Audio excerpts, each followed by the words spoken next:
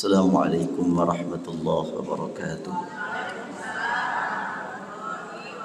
Alhamdulillahilladzi rafa'a bidzikri khatimal anbiya arsalahu rahmatan lil alamin fahuwa azkal azkiya wa amtanna ala ummatihi an ja'alahum min ahli dzikri was sana fa akhlasu lahu ar-ruku'a was sujud wa hum yaksiruna ad-du'a فزادهم المولى تبارك وتعالى آلاء فوق آلاء ونجاهم بمغفرته من دار الأشقياء وأسكنهم بفضله ورحمته فسيح دار الأتقياء.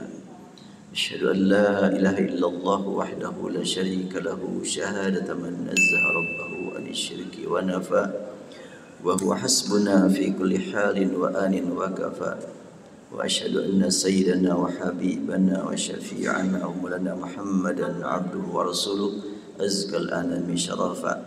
صلوات الله وسلامه عليك يا رسول الله أنت النبي المصطفى وعلى آلك وأصحابك أهل الصدق والوفاء ومن اتبعهم بإحسان إلى أن يرث الله الأرض ومن عليها بحيث لآثارهم مقتفى. قال تعالى والذين آمنوا وعملوا الصالحات لنبوئنهم من الجنة غرفا. Maha suci Allah Subhanahu wa taala yang kembali mempertemukan kita di tempat suci. Semoga pertemuan ini mengantarkan kita untuk mendapatkan kemudahan bertemu dengan Zat yang Maha Suci, Allah Subhanahu wa taala pada hari kiamat nanti. Perjalanan di tanah suci, karena tadi sebut-sebutnya oleh haji. Iya. Ibadat haji saat ini saya temukan ada bid'ah baru. Kagetnya kalau sebut bid'ahnya. Emang bid'ah itu kenapa sih? Sangat menyeramkan itu ya. Istilah bid'ah selalu menyeramkan. Padahal kehidupan kita sehari-hari selalu berhubungan dengan yang bid'ah. Apa arti bid'ah? Sesuatu yang tanpa contoh itu bid'ah. Apa saja, termasuk bapak-bapak, ibu-ibu megang handphone, bid'ah semuanya. Iya, baca Quran, megang aplikasi di handphone, ya nggak pernah dilaksanakan zaman Rasul. Dan termasuk mushaf Al-Quran seperti ini, ada tanda baca, fathah, dhamma, kasrah, sukun, itu semuanya tidak ada zaman Rasul. Semua yang tidak ada contoh dari Rasul bid'ah. Dan Rasul menegaskan kullu bid'atin dhalalah. Setiap yang tanpa contoh ada dhalalahnya, ada kebimbangan, kegelisahan, kebingungan, itu dhalalah. Namun untuk pernyataan kullu dhalalatin finnar gak usah dijadikan pegangan dulu. Kenapa demikian? Ya Alhamdulillah saya selamat berada di Mekah kemarin. Diberilah oleh Allah kesempatan untuk membuka-buka dan menulis. Mudah-mudahan segera terbit buku hasil di Mekah kemarin. Ada 2 jilid yang akan saya cetak. Pertama, judulnya Manhaj Memahami Sunnah. Kedua, Munajat Sesuai Sunnah. Itu 2 jilid. Di dalam buku tersebut saya angkat tentang hakikat kullu bid'atin dhalalah. Hakikat kullu muhdatsatin bid'ah. Kalimat kullu bid'atin dhalalah dimuat dalam 5 kitab hadis, 6 kitab hadis. Dari mulai Musnad Ahmad bin Hanbal, Sunan Ad-Darimi, Sahih Muslim, Sunan Ibnu Majah, Sunan Abi Dawud, dan Sunan An-Nasa'i. Tapi kullu dhalalatin finnar hanya saya temukan dalam Sunan An-Nasa'i. Apa makna kullu dhalalatin finnar? Setiap dhalalah di dalam neraka. Betul gitu, di neraka ada dhalalah. Hah? Mari kita berpikir, di neraka ada dhalalah enggak? Akhirat neraka itu kan yang ada dolalah dan hidayah di dunia. Kan ada mikir ya ini namanya. Di akhirat itu ada surga, ada neraka.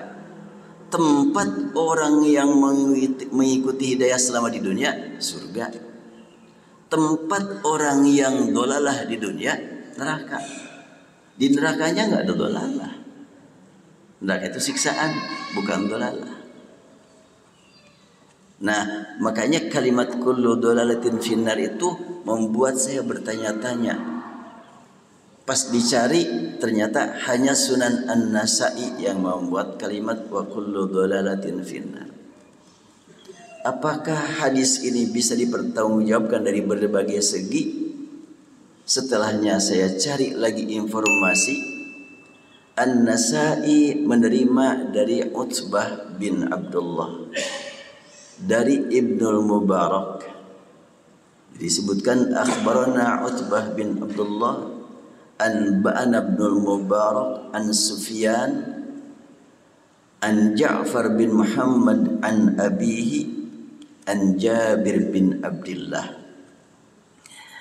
Jadi kata An-Nasa'i dari Utbah bin Abdullah, dari Ibnu Mubarak, dari Sufyan, dari Ja'far bin Muhammad, dari ayahnya, dan dari Jabir bin Abdullah. Saya cari siapakah Utbah bin Abdullah. Kata Ibnu Hajar Al-Asqalani, Utbah bin Abdullah majhul. Apa arti majhul? Tidak diketahui siapa dia. Kata Az-Zahabi, Utbah bin Abdullah la yu'raf, tidak dikenal sebagai perawi hadis. Jadi lafaz kullu dolalatin finnar masih bisa ditangguhkan statusnya, benar apa enggak. Namun kullu bid'atin dolalah ada dalam riwayat Muslim. Setiap yang baru tanpa contoh dolalah, jelas. Termasuk haji kemarin ada bid'ah yang betul-betul bid'ah baru. Mungkin di antara yang di sini juga mendengar, dari Arafah selesai wukuf biasa kemana? Ada yang hafal, ada yang masih ingat? Ke Muzdalifah. Untuk haji kemarin ada yang langsung diantarkan ke Mina. Dan itu resmi.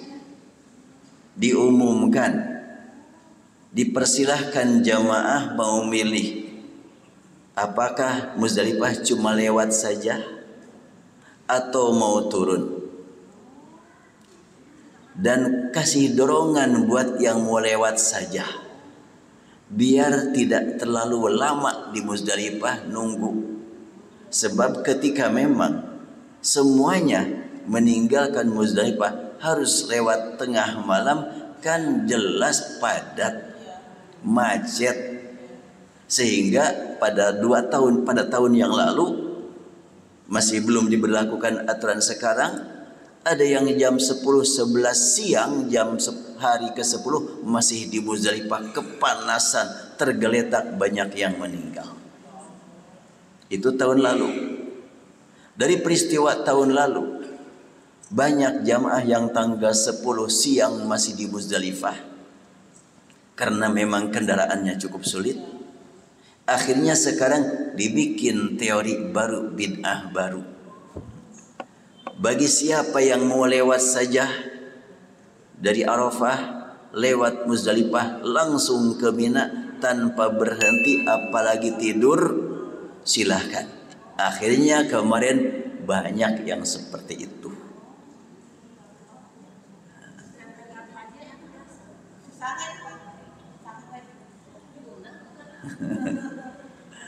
Ya, terutama yang sepuh-sepuh, yang repot-repot, sudah di Muzdalifah nggak usah turun apalagi sampai tidur dulu, lewat aja langsung ke Mina. Dulu dalam berbagai literatur yang saya baca, di Muzdalifah wajib dan tidak boleh meninggalkan Muzdalifah sebelum lewat tengah malam.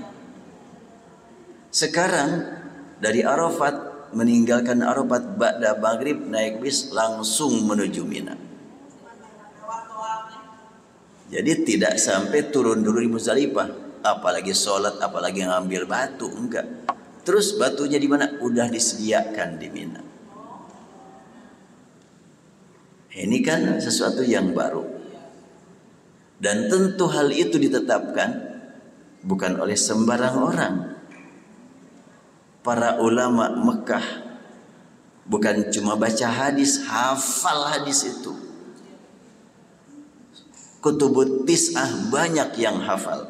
Yang tadi saya sebutkan kitab hadis, Muwatta, Musnad Ahmad, Darimi, Bukhari, Muslim, Ibnu Majah, Abu Dawud, Tirmidzi, Nasa'i. Seperti Syekh bin Baz itu hafal itu kitab, 9 kitab hadis itu. Tapi kok berani-berani melakukan perubahan? Sama sekali bukan untuk kepentingan pribadi atau politik atau materi, tapi untuk kemaslahatan umat. Jadi ini ada pembaharuan ini. Boleh seperti itu. Rasulullah sudah menegaskan.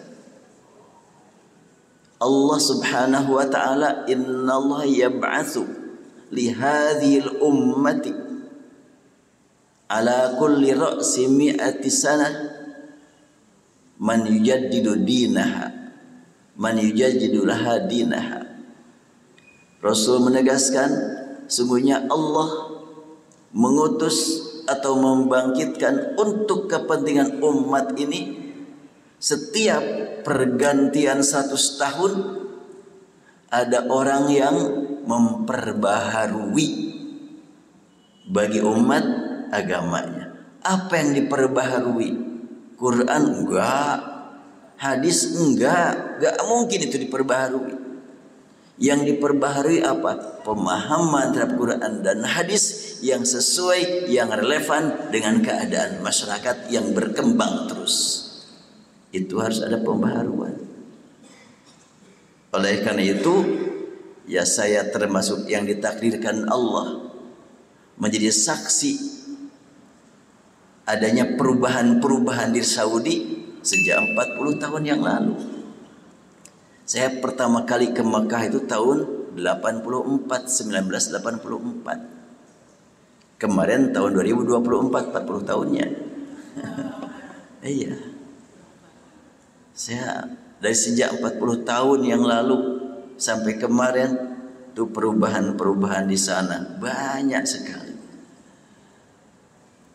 Pembaharuan tuh banyak sekali. Yang baru bahasa hadisnya muhdats. Tanpa contoh bahasa hadisnya bid'ah. Bingung? Jelas itu dolalah.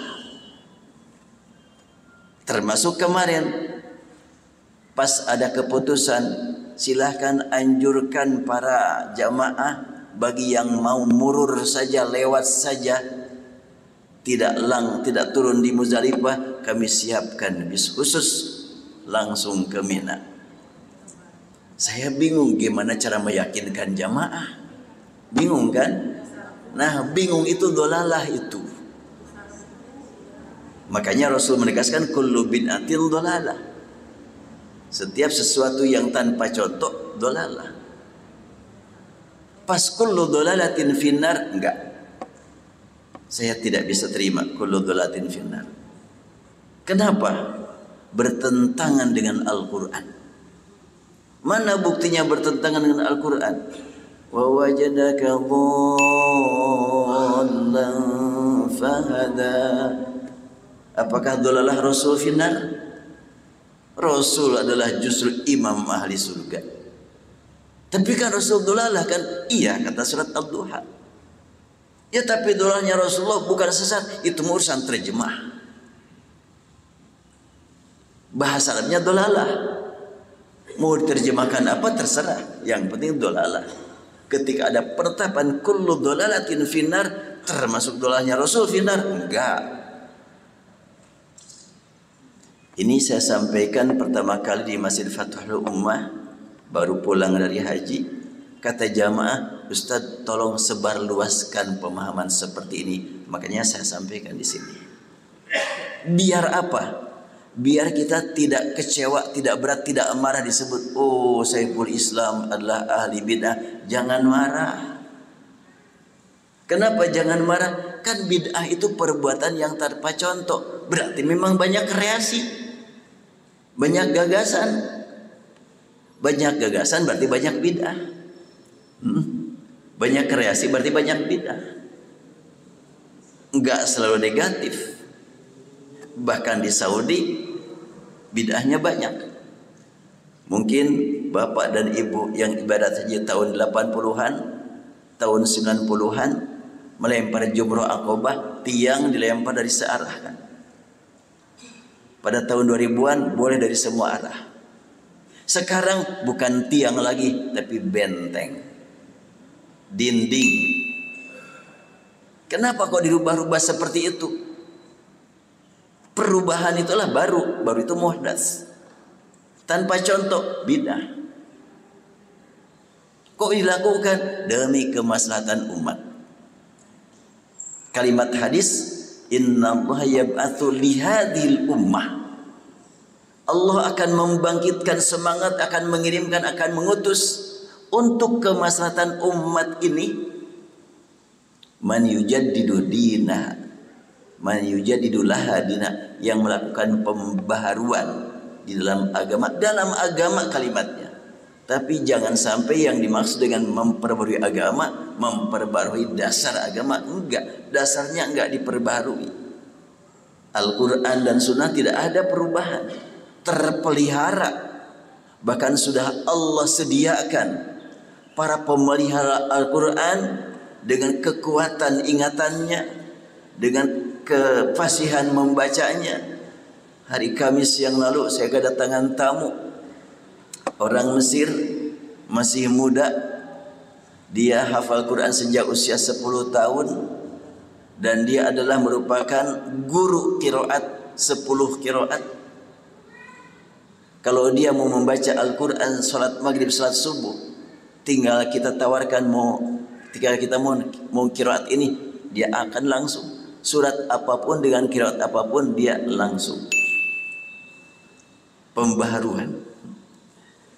Dia adalah termasuk yang diciptakan oleh Allah menjadi pemelihara Al-Quran. Enggak mungkin Al-Quran bisa diperbaharui.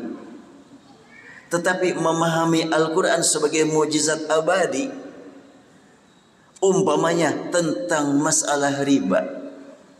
Pembahasan riba zaman Rasul saya yakin tidak pernah dihubung-hubungkan kepada masalah bank. Kenapa? Ya belum ada bank zaman Rasul. Saya yakin pembahasan riba zaman Rasul tidak pernah dihubungkan kepada masalah asuransi. Atau apalagi kalau kumpul-kumpul ibu-ibu uang arisan. Nah, kan sekarang banyak yang membahas arisan riba, asuransi riba. Sepakat ulama mazhab, sepakat dari mana alasannya? Berarti sebetulnya sekian banyak hal yang di dalam pembahasan zaman Rasul tidak bisa dipaksakan sekarang seperti yang itu semuanya, harus ada pembaharuan. Zaman Rasulullah menyampaikan pengajian enggak pernah pakai mic, enggak Rasul. Ya ini jelas beda, ini baru ini. Muncul pernyataan, oh Ustadz jangan dihubung-hubungkan, itu mah urusan dunia. Saya yakin Masjid Istiqomah membeli sound system ini gak pernah dipakai dangdutan, gak pernah.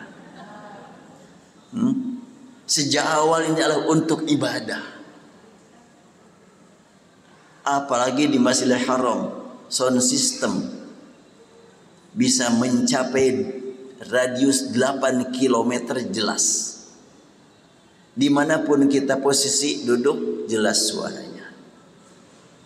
Sementara di masjid-masjid besar di Bandung, alhamdulillah Istiqomah ini jelas.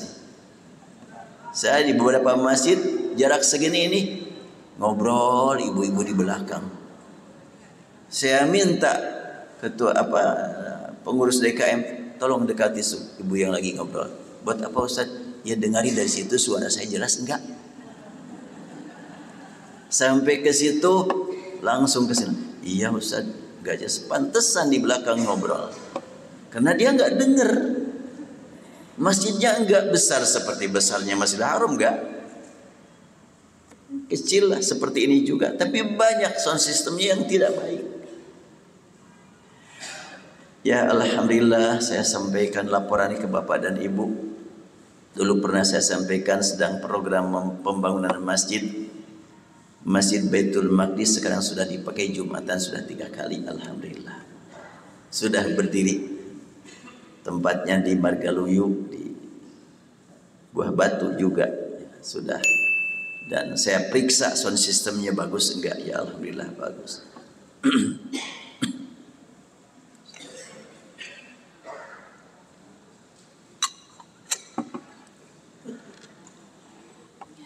Dulu tawaf tahun 80-an enggak ada yang tawaf di atas Ka'bah.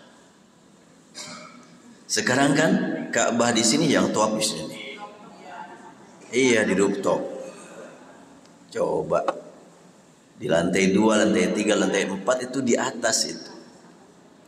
Bagaimana itu? Enggak ada contohnya dari Rasulullah. Tapi tidak ada yang berkata ini bid'ah, ini dhalalah, enggak. Alhamdulillah. Walaupun realitanya itu bid'ah.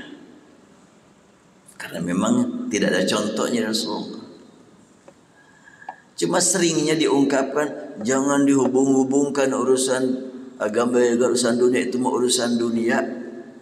Kenapa? Emang kita melaksanakan agama itu bukan di dunia? Kita melaksanakan agama Islam itu di dunia. Kalau ada kalimat agama jangan dihubung-hubungkan kepada dunia, dunia jangan dihubungkan kepada agama, terus hubungannya kemana? Agama di akhirat. Sholat mah nggak ada di akhirat, sholat nggak ada. Sholat, ngaji, saum di dunia. Saya cari dalam hadis sabda Rasul ada enggak yang mengandung kalimat fid din wad dunya, umurid din wad dunya. Saya cari enggak ada. Rasul tidak pernah menyatakan dunia dan agama, dunia wadin, enggak ada. Ungkapan dunia wadin itu ungkapan belakangan. Yang ada dalam hadis Nabi dunia dan akhirah. Al-Quran juga dunia wal akhirah, enggak ada dunia wadin. Ketika ada kalimat dunia wadin, kan urusan itu ada urusan dunia, ada urusan agama. Itu dari mana? Kok dilawankan dunia dengan agama? Lawan dunia sama akhirat, bukan agama. Jadi buat kita apa?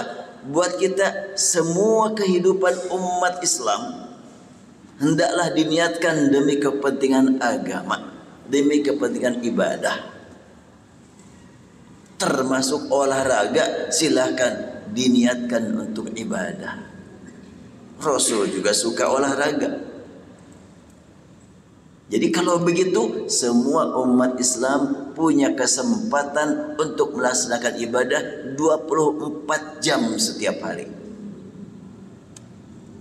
Tapi kan ibadah ada 2 macam, ada ibadah mahdhah, ada ibadah ghair mahdhah. Yang membagi siapa?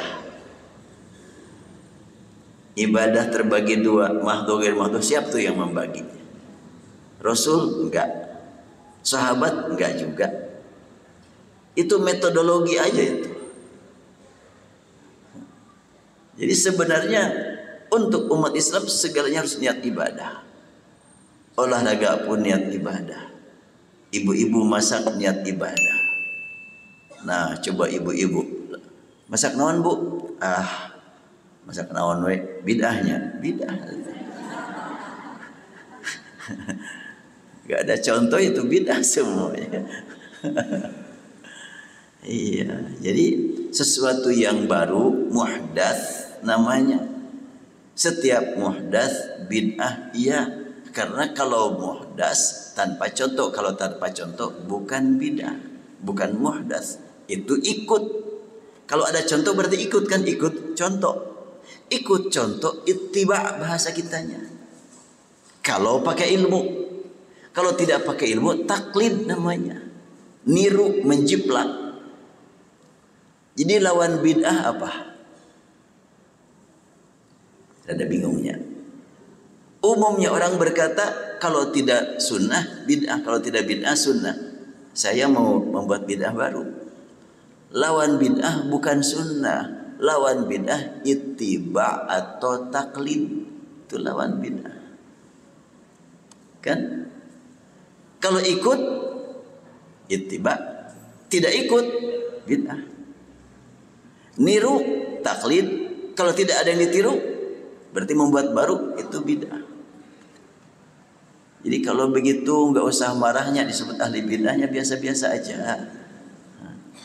Sekiranya kalimat kamu berbuat bid'ah, kamu ahli bid'ah dan tidak marah, oh saya memang banyak gagasan, banyak kreasi, banyak bid'ah.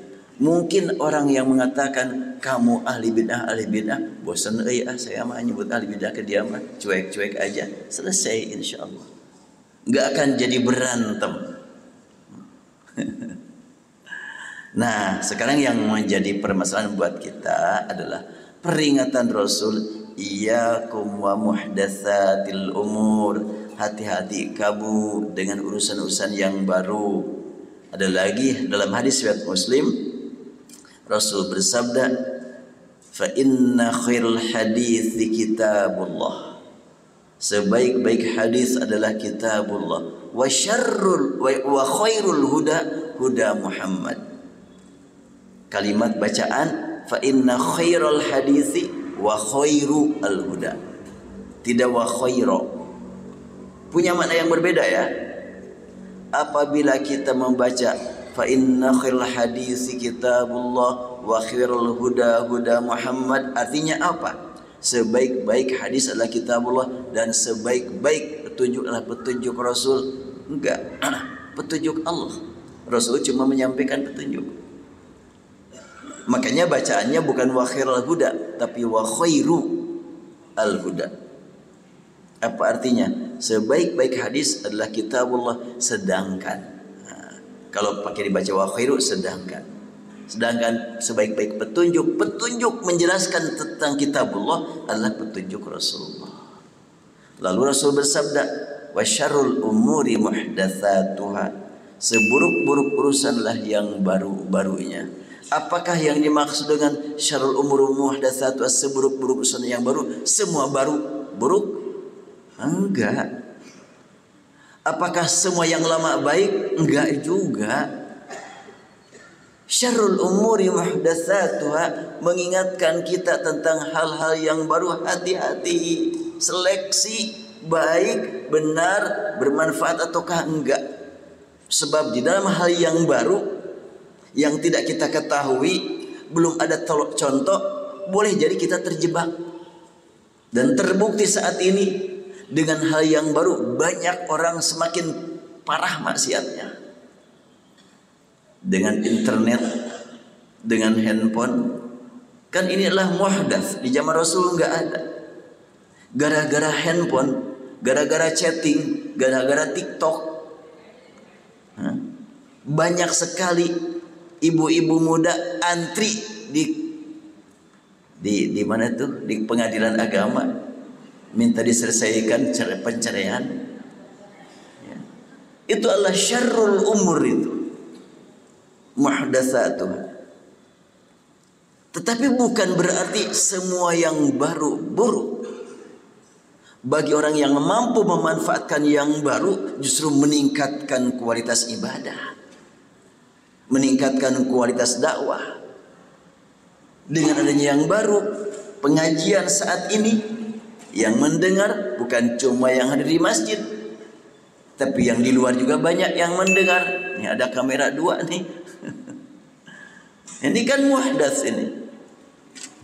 Makanya Al-Imam Syafi'i radhiyallahu anhu. Tahu Imam Syafi'i? Kenal? Di mana? Kenal dengan beliau.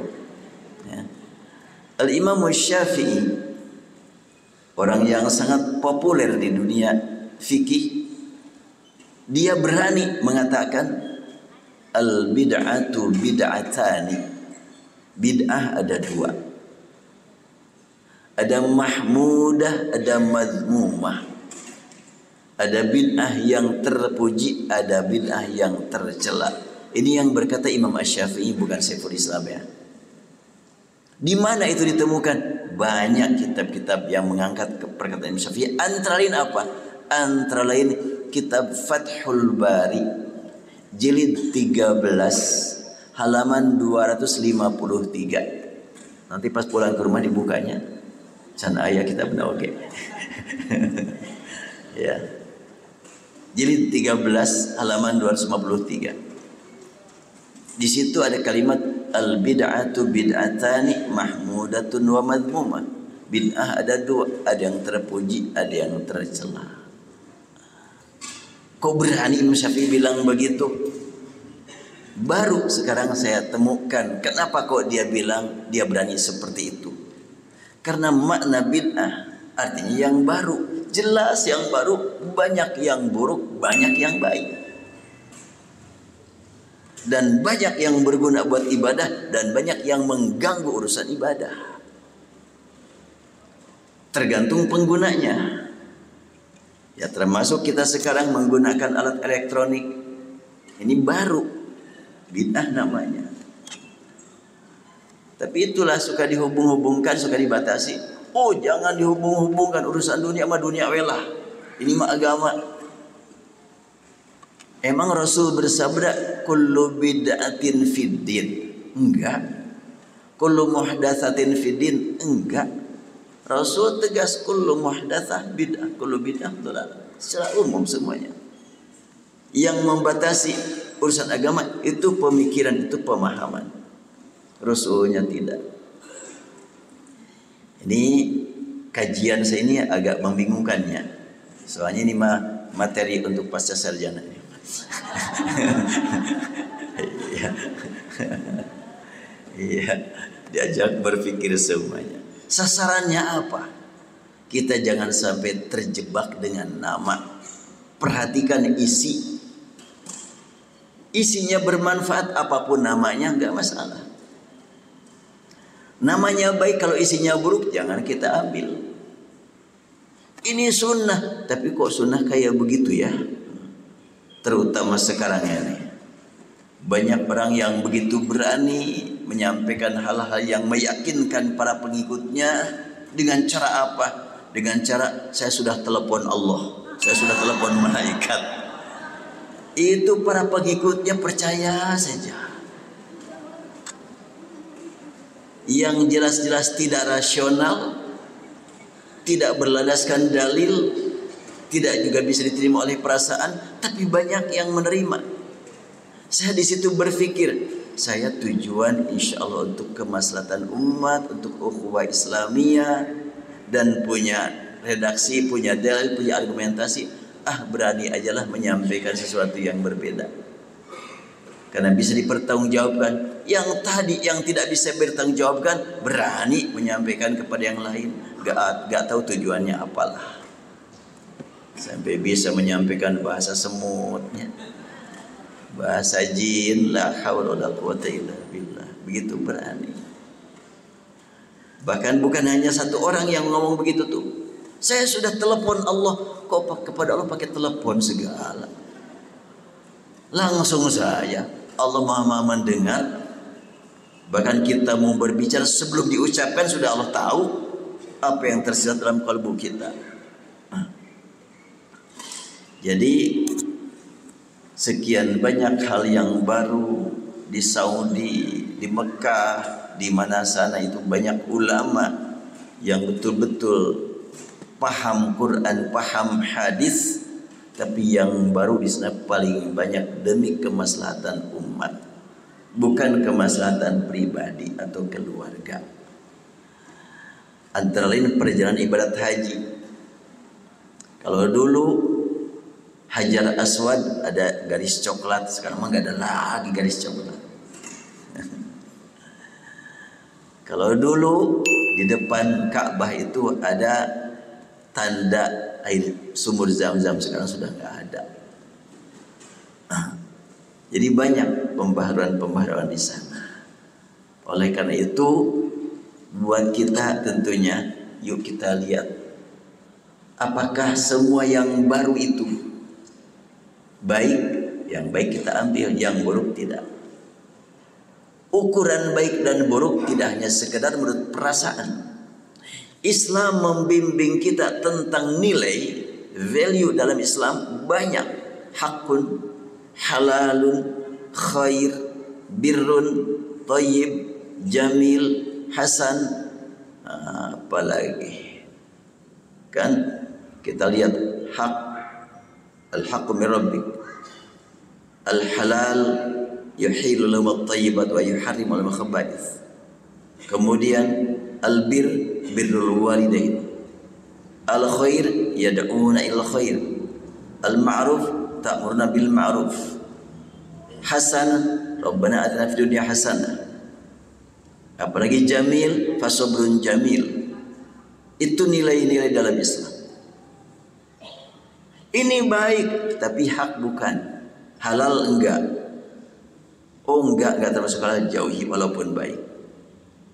Harus semuanya tergabung.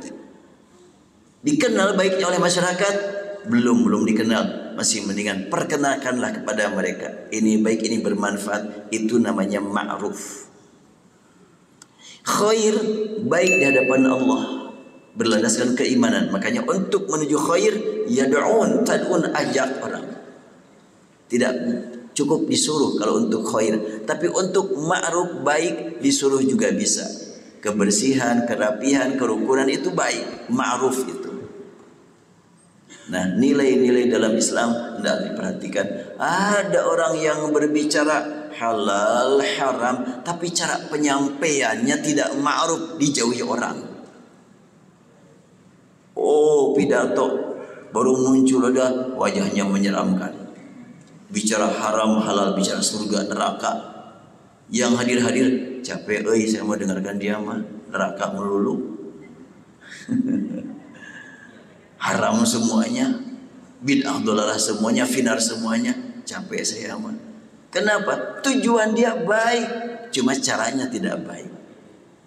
Tujuannya adalah al-ghayah, umpamanya adalah ma'rifatullah. Al-ghayah umpamanya adalah ridwanullah, tetapi caranya tidak ma'ruf.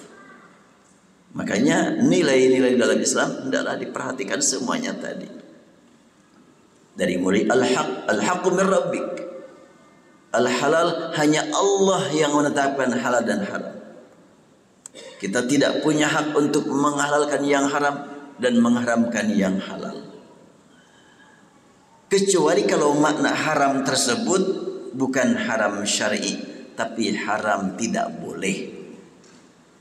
Orang Arab biasa ketika anaknya lewat tanpa sopan, orang tuanya bilang haram alaik ya waladi.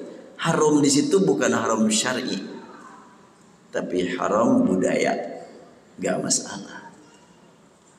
Tapi kalau haram hukum, hanya Allah, Rasul saja pernah mengharamkan untuk dirinya sesuatu yang halal, langsung dijadikan sebagai penyebab turunnya surat At-Tahrim. Ya ayyuhan nabiyyu lima tuharrimu ma ahallallahu lak tabtaghi mardata azwajik wallahu ghafurur rahim. Kan Rasulullah waktu itu sedang berada di rumah Zainab. Zainab ini istri Rasul yang kaya, punya perusahaan kulit. Orang Garut? Bukan. Orang Mekah. Nah, ketika beliau ada di rumah Zainab, Hafsah dan Aisyah tahu Rasul di sana. Maka mereka berbincang-bincang, dua orang, Hafsah dengan Zainab. Pasti kalau di rumah situ makanannya enak, kaya dia sih. Nanti pas dia keluar entah ke kamu atau ke aku, ya kita mainin yuk. Boleh. Maka dimainin dengan disebutkan makan buah apa lupa lagi si hadisnya itu. Ya ganti aja lah durian gitunya ganti. Kata pas keluar langsung ditanya oleh salah seorang dari dua orang, Hafsah dengan Aisyah. Enak ya di sana ya, makanannya enak-enak. Kan durian kan tadi kan, nah, kira-kira gitu. Rasul enggak, aku enggak makan buah itu. Yang aku nikmati minum madu. Baiklah kalau memang begitu, aku tidak akan minum lagi. Rasul minum madu karena begitu sensitifnya beliau, khawatir Rasul minum madu di rumah Zainab tercium wanginya madu oleh istri yang lainnya, sampai beliau nggak akan minum madu lagi, takut mengganggu perasaan sebagian istrinya. Subhanallah, sampai seperti itu ya. Ada enggak suami zaman sekarang yang begitu? Ya yang ditanya suami yang poligami, yang nggak poligami ya nggak akan ada. Jadi begitu perhatian sampai Rasul mengharamkan madu atas dirinya. Turunlah Al-Quran, wahai Nabi, kenapa engkau mengharamkan yang sudah Allah halalkan buat kamu, semata-mata ingin memberikan perhatian kepada isi-isi kamu? Enggak lah, jangan sampai tabtaghi mardhat azwajik. Rasul mengharamkan sesuatu tidak berdampak kepada yang lain, hanya untuk dirinya. Tapi tidak boleh kita mengharamkan yang sudah Allah halalkan. Demikian pula menghalalkan yang sudah Allah haramkan. Menghalalkan yang haram atau mengharamkan yang halal tidak dibenarkan. Hanya hak Allah untuk menetapkan halal dan haram. Tapi kalau kata haram tersebut semata-mata untuk bahasa melarang, bukan hukum syar'i, ya sah-sah aja. Itu tidak masalah. Umpamanya baca Quran, ya. Haram berhenti di situ. Daripada melaksanakan haram lebih baik nggak baca Quran aja deh. Kan bisa begitu kan? Tentu haram di situ maksudnya bukan haram dosa, tapi bisa merubah makna umpamanya. Baik, saya lanjutkan lagi tadi hadis Rasulullah SAW yang menjelaskan, innallaha yab'atsu li hadhil ummati ala ra'si kulli mi'ati sanatin man yujaddidu laha dinaha, rawahu Abu Dawud. Sungguhnya Allah mengutus setiap 100 tahun orang yang memperbaharui buat umat ini agamanya, yang diperbaharui pemikiran bagaimana cara memahami ayat ini, memahami hadis itu, agar terbukti Islam itu benar-benar pedoman hidup untuk sepanjang masa.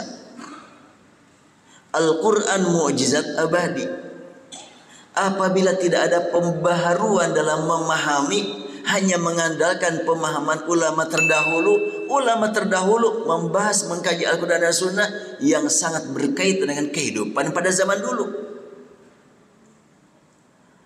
Ulama yang hidup pada abad kedua, ketiga belum mengenal internet. Gak usah kita cari bagaimana hukumnya menggunakan internet menurut ulama mazhab yang 4. Gak usah. Gak akan ada pembahasan dari Imam Hanafi, Maliki, Syafi'i, Hambali, gak akan ada. Jadi itu ada pembaharuan. Maka pembaharuan ini adalah supaya membuktikan hakikat mukjizat Al-Quran. Yang baru itu namanya bid'ah. Kembali lagi begitu tuh ya. Yang baru itu namanya muhdats. Tapi bagaimana terkait dengan hadis ma ahdatsa fi amrina hadza ma laysa minhu fa waraddun. Man ahdatsa fi amrina hadza ma laysa fi fa waraddun. Siapa yang membuat yang baru dalam urusan kami, ma laysa fihi, tidak ada di dalamnya, atau ma laysa minhu, tidak diambil dari situ, radun, ditolak.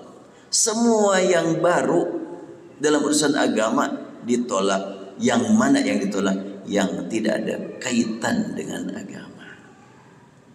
Sekarang penulisan Al-Quran ada tanda baca fathah, kasrah, dhammah, itu ahdatsa, itu baru. Fi amrina, jelas dalam urusan Islam, urusan Al-Quran. Tapi jangan dimasukkan kalimat ma laysa minhu. Apa ma laysa minhu? Bukan dari situ. Atau ma laysa fi, bukan di dalamnya. Jelas kita itu dalam rangka memelihara Al-Quran, berarti fihi. Ada ajaran Rasulullah menghafal Al-Quran, berarti minhu. Maksudnya apa? Man ahdatsa fi amrina hadza ma laysa minhu raddun. Bagaimana kalau man ahdatsa fi amrina hadza ma huwa minhu? Tidak raddun. Yang raddun ma laysa minhu, yang bukan dari situ. Tapi kalau dari situ enggak ditolak. Nah, termasuk tadi pembuatan Jumrah Aqabah. Dulu cuma tiang. Zaman Rasul enggak tahu seperti apa zaman Rasul.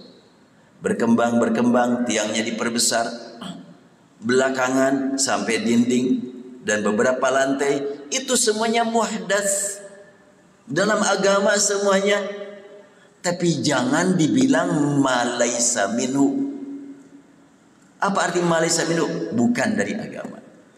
Ma laysa fi, bukan di dalam agama. Enggak, itu di dalam agama, itu dari agama demi kepentingan ibadah. Makanya tidak terancam dengan ditolak. Itu diterima. Semakin bingung, semakin susah materinya. Ya, ini mah materi S3.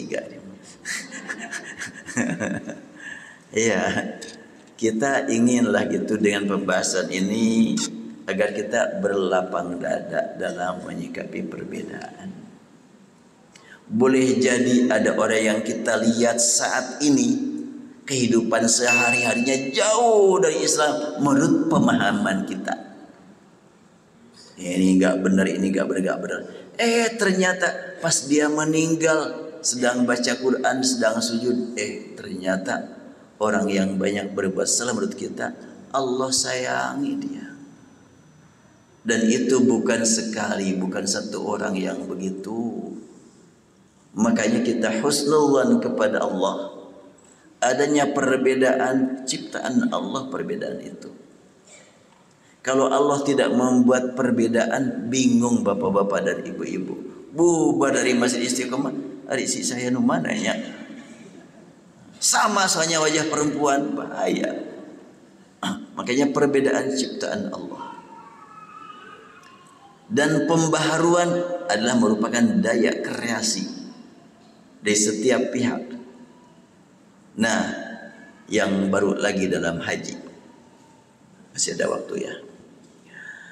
Di zaman Rasul pernah Rasul kedatangan seorang pemuda yang berkata, "Ya Rasulullah, inna abi kana syaikhan kabiran la yastati'u ay yaquda ala rahilah." Wahai Rasul, ayahku sudah tua. Dia tidak sanggup duduk di atas kendaraan. Mau naik unta, mau naik kuda, enggak bisa.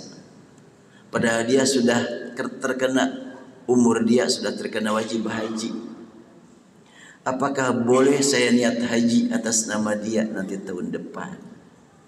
Orang tuanya masih hidup, cuma sakit, sudah repot, tidak bisa duduk di atas kuda atau unta. Kata Rasul, sudah hajikanlah oleh kamu. Karena sakit, tidak bisa duduk di atas kuda, di atas unta, boleh dihajikan sama orang lain. Kalau begitu, sudahlah, nggak usah maksa-maksa, ini yang sakit dihajikan saja. Enggak demikian sekarang.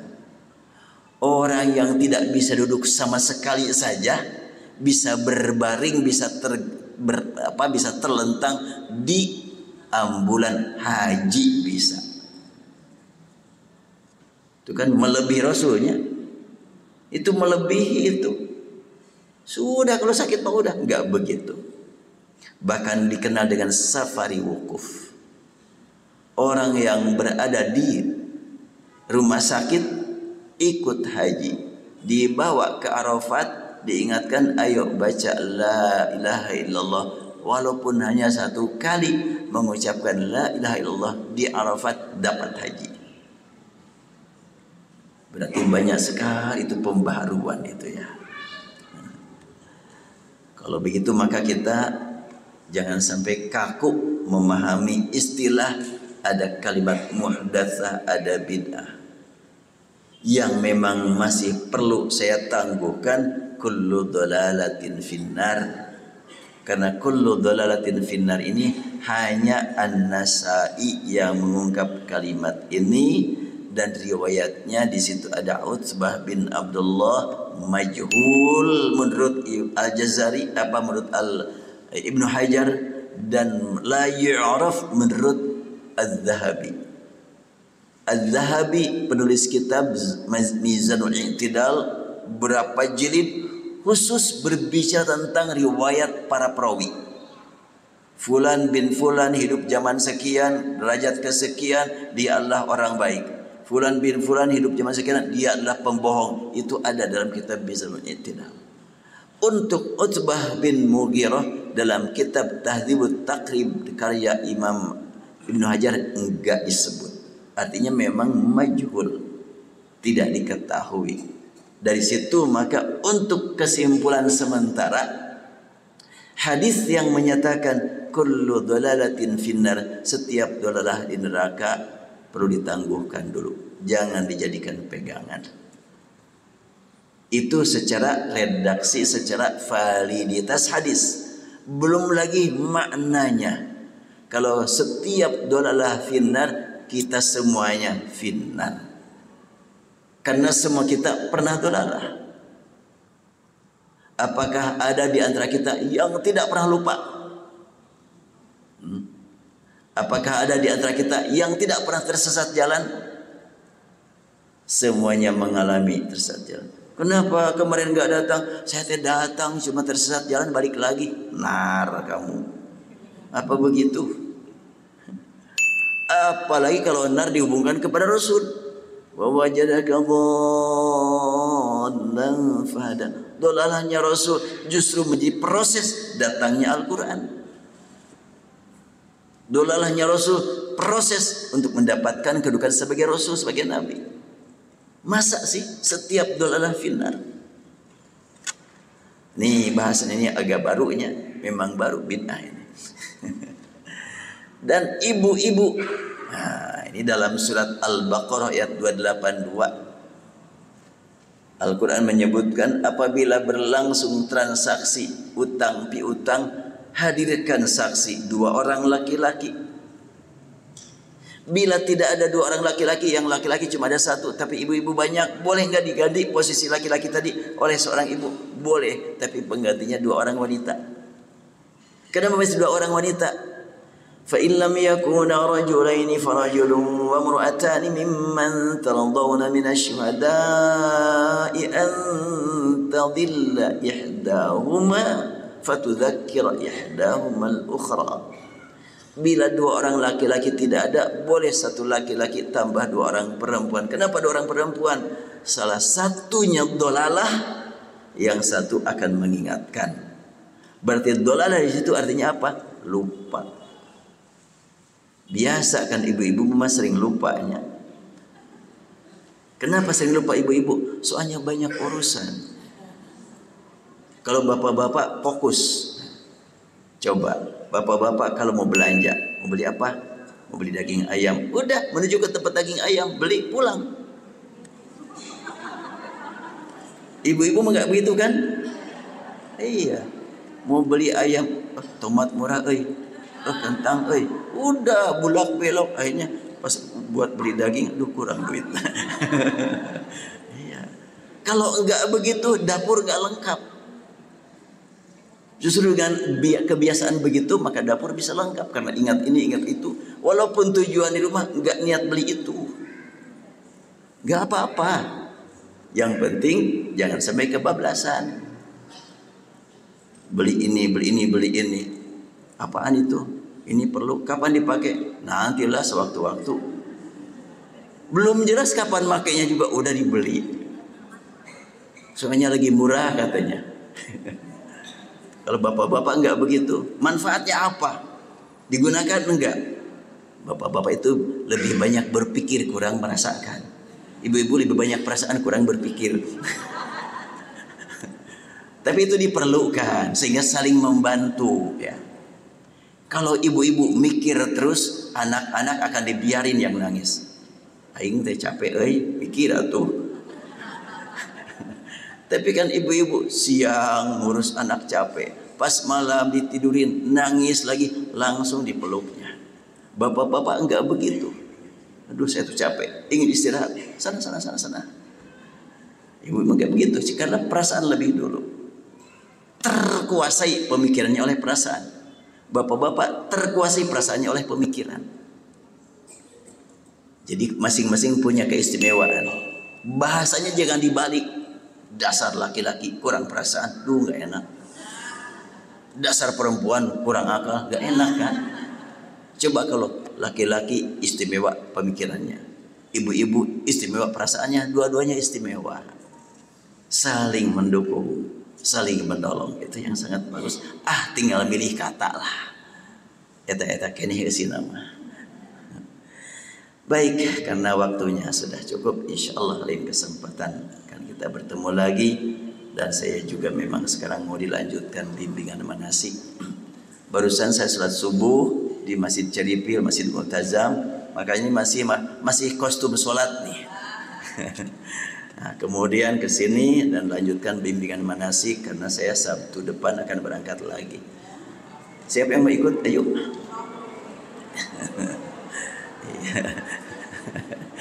Iya. Saya sebetulnya masih mau di sini, cuma ada jamaah umroh yang perlu saya bimbing. Dia belum lama masuk Islamnya. Dia orang luar, orang Jepang. Jadi ya harus saya bimbing. Makanya udah berangkat lagi aja. Baik, hamba-hamba Allah kita akhiri. Kita mohon kepada Allah Subhanahu wa taala semoga dari pertemuan ke pertemuan berikutnya semakin mendekatkan diri kita kepada Allah. Allahumma qsim lana min khasyatik ma yahulu bainana wa baina ma'asik wa min ta'atika ma tuballighuna bihi jannatak wa min al-yaqini ma tuhawinu bihi 'alaina musibatid dunya. Ya Allah, Engkau Maha Tahu, kami sangat takut tidak dapat ampunan-Mu, sangat takut terancam dengan azab-Mu. Ya Allah, jadikan rasa takut ini sebagai benteng yang menghalangi kami dari perbuatan yang tidak Engkau ridhai. Kami berkumpul di masjid ini untuk membuktikan kami ingin menjadi orang yang taat padamu. Jadikan ya Allah ketaatan kami yang jauh dari sempurna ini sebagai jalan menuju surga-Mu ya Allah. Allahumma qsim lana minal yaqin ma tuhawwinu bi 'alaina musibatid dunya. Kami yakin semua peristiwa tidak akan terjadi tanpa izin Engkau. Jadikan keyakinan ini ya Allah sebagai jalan juga untuk menuju ridha-Mu. Allahumma rabbana ya rahman matina bi asma'ina wa absarina wa quwwatina abadan ma ahyitana. Bimbinglah kami ya Allah agar kami mampu memanfaatkan pendengaran, penglihatan untuk ibadah padamu. Jadikan kami orang yang mampu memanfaatkan kekuatan untuk mencari ridha-Mu. Allahumma rabbana ya ilahana, jadikan amal ibadah kami sebagai warisan yang dapat dinikmati oleh keturunan kami. Kami tidak mampu mewariskan yang lain ya Allah. Kalaulah ada yang tercatat di hadapan Engkau amal ibadah yang baik yang kami lakukan, jadikan sebagai warisan yang turun-temurun sehingga Engkau jadikan keturunan kami menjadi hamba-hamba-Mu yang saleh. Kami tidak mampu membimbing mereka, namun demikian kami mohon Engkau jadikan mereka menjadi hamba yang bertakwa ya Allah. Allahumma rabbana 'alaika tawakkalna wa ilaika nabna wa ilaikal masir. Rabbana afrigh 'alaina as-sabra wa tsabbit aqdamana wa ansurna 'alal kafirin. Rabbana ighfir lana wa li ikhwanina alladhina sabaquna bil iman wa la taj'al fi qulubina ghillan lil ladzina amanu rabbana innaka ghafurur rahim. Wa sallallahu ala sayyidina Muhammadin abdika wa rasulika nabiyil ummi wa ala alihi wa sahbihi wasallim walhamdulillahi rabbil alamin. Demikian hamba-hamba Allah yang dapat disampaikan, kurang lebih mohon dimaafkan. Wabillahi taufiq wal hidayah. Assalamualaikum warahmatullahi wabarakatuh. Inilah yang dapat kami sampaikan. Mohon maaf bila ada kurang dan lebihnya, dan mudah-mudahan ini bermanfaat. Wassalamualaikum warahmatullahi wabarakatuh.